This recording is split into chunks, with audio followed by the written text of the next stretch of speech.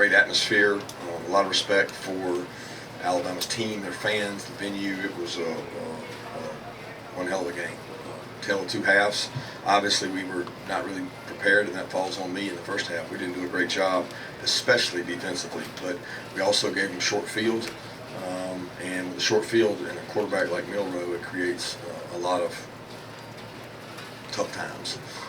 I am extremely proud of our team at halftime. I thought our coaches made good adjustments. Everybody was positive, and I talked to them. I told them, I said, look guys, I've been in the stadium down to Texas A&M probably just as bad, and came back to make it a game and had a chance to win the game, and didn't make more plays than Alabama. So a lot of credit to them, and for us, humility is always a week away. We got to go get ready for another tough opponent coming to our place. So that'll open it up. What did you do different in the second half to kind of defend Milroe versus the first half? Well, we probably weren't as aggressive.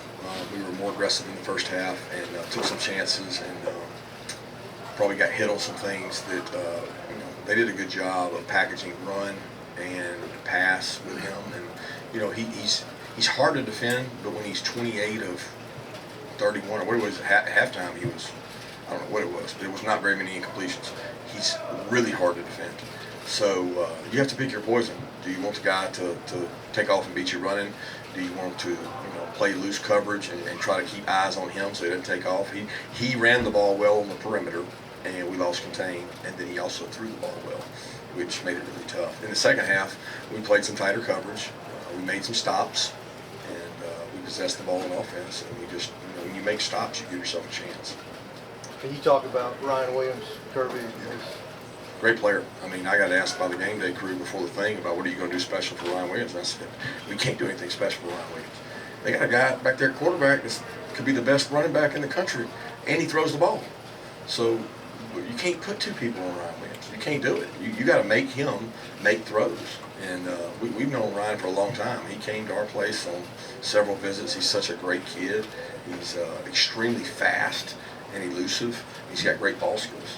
Malachi had really good coverage on him on a double move. He got on top of Malachi, and if I had to do it over again, we would challenge him more and get up on him. We were off a lot, but the play he made was actually in press coverage there late, and that's okay to give that up. That's hard, but we caught that ball on them. But you got to tackle him. You got to get him on the ground, make him snap it again, and we had momentum to make him drive it through. We didn't get him on the ground, and that's the biggest fatal flaw of that play. How do you know for having unbelievable game plans in 2 weeks to prepare? What made you surprised in the first half? I was surprised. We turned the ball over, I don't know how many times, 2 or 3 in the short field, and they did a really good job in the red area. We were going to make Milroe throw the ball in the red area to beat us.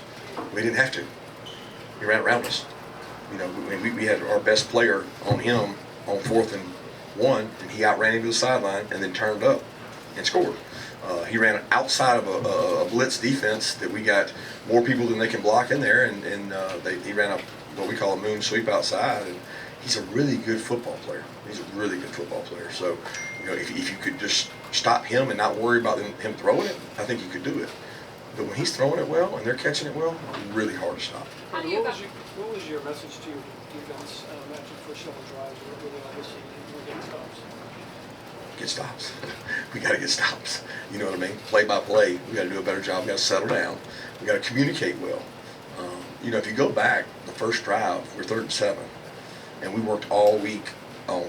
They go fast on 3rd down. They hard count. They look to see what you're in, and we practiced that all week. And we talked about not jumping off sides. We jump off sides, and they're deadly in 3rd and 2. They're hard to stop in 3rd and 2. So we got them 3rd and 7, 3 and out. We're going to get the ball. Doesn't happen, and they score, and then they score. And then we turn over and they score. It was tough sledding for sure, and I give them a lot of credit. They did some different things, very similar plays, but they had different looks to it. They did a good job with their backs out of the backfield too. How do you evaluate Carson Beck in the first half compared to what he was able to do late in the 4th? Say that again. How do you evaluate Carson Beck from what he did in the first half to what he was able to do late in the 4th?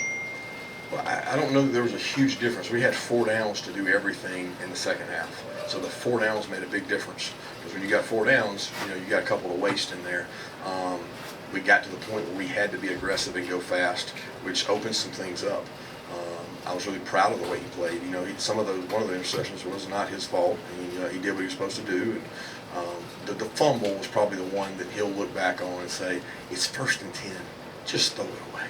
Just throw it away. We don't have to make a play there because we got 4 downs. We got 2nd, 3rd, and 4th. And to fumble that one and give it back to them makes it really tough. You know, 1-6 in your career against Alabama. Is there anything that leads to that? I don't know. What's our Bama's record against them? Not great. You know? Has anybody got one better than 1-6? Displayed them 6 times? I don't think so. I think they got really good players. They got a great program. I got an immense amount of respect for them. They do a great job.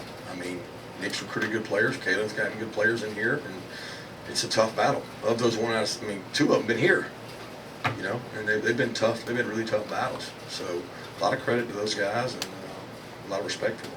Coach, saw you talk to almost every guy that walked off the field. What did you tell them, and why was that important for you to talk to each of those guys walking back into the tunnel? Well, there's no greater response of a leader than to be with the guys who go to battle with you. And those kids went to battle tonight. Look, no mistake about it. That group we got in there, man, they're connected. They're proud. They got pride. And I told them, I said, guys, I don't know what this second half's going to look like. But I do know this. When we watch it, we're going to find out a lot about ourselves. We're going to see what kind of character we got. And I'll be honest with you, I thought we were a team that was in really good shape. I thought that we could play them into the 4th quarter once we had we were in the situation we were. We just had to get one moment at a time. And I didn't want to walk off the field without, telling each one of them how much I appreciated how they responded to it. That was pretty tough adversity there. Going off that, after Kentucky, you said that taught you a lot about your team. Is there anything different that tonight's loss showed you?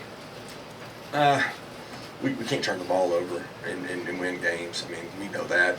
We've been one of the few teams that hasn't done that, but we flirted with it, and we had, several times tonight that we turned it over. And we were more explosive, but so were they. And they're an extremely explosive team. I mean, they're going to be explosive all year because they got explosive playmakers. But I know the team I got in that room. I didn't learn anything tonight that I didn't already know because they're fighters. What did you see on Carson's deep shot? The go-ahead touchdown. It's a great play design by Mike, and we thought that it was there all week. It had to be the right look, and I thought it was a great call. I didn't even know at the time he called it, but it was one of those that we thought we could take advantage of their aggressiveness. They got some really aggressive safeties, and he bid on it, and it's a great throw by Carson. It's a great play. Any update on Jared Wilson? He came back in, I think. Yeah. Kirby, just offensively, what's kind of led to a little bit of inefficiencies on the way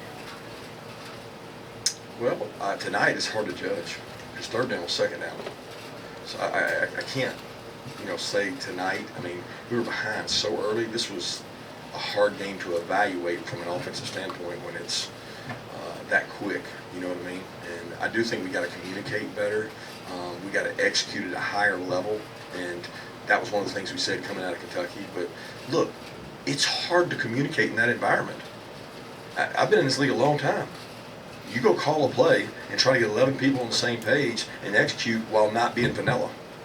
It's a challenge, and they make it tough playing on the road, and we got to do a better job of executing at a high clip. I mean, we get a max blitz, we check to a screen, it's a great call, it's a perfect thing to do, and a guy misses it, and he doesn't see the signal, and we throw a pick, so it's like you can't do those things against good teams and win.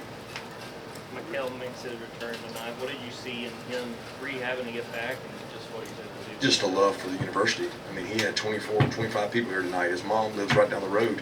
His mom's right here from Alabama, and it meant a lot to him. And he was pulling guys on the sideline. He didn't have to do what he did to try to get out there and play, and he cares about this team, and he's a warrior. I mean, I love the guy because he's like, Coach, I'm going. And halftime, I'm going. He wants to win. So it's just a great character reference for him. You mentioned the turnovers being uncharacteristic. Is there any reason you can point to for the cause of those? Well, pressure. I mean, Carson's was just, he didn't protect the ball. He had one hand on the ball. I mean, you can point to anything in turnovers. They had them too. So it's really important that you don't turn the ball over. But we had to take risks too. So every time we had a 4th down, it was a potential turnover. They had a 4th down that we stopped. That was a turnover. So there was a lot of big plays in that game. A lot of big plays to be had. When you go down that early, what did you see from your guys on the sideline, and why were they not able to just go down without themselves? Why were they able to fight back? Yeah, because we're not built like that. I mean, we're not going to do that. I mean, that's not who we are. We fight too much each day out of practice sit down and quit. I mean, they had a great response in at halftime. I thought that was great the way they handled it.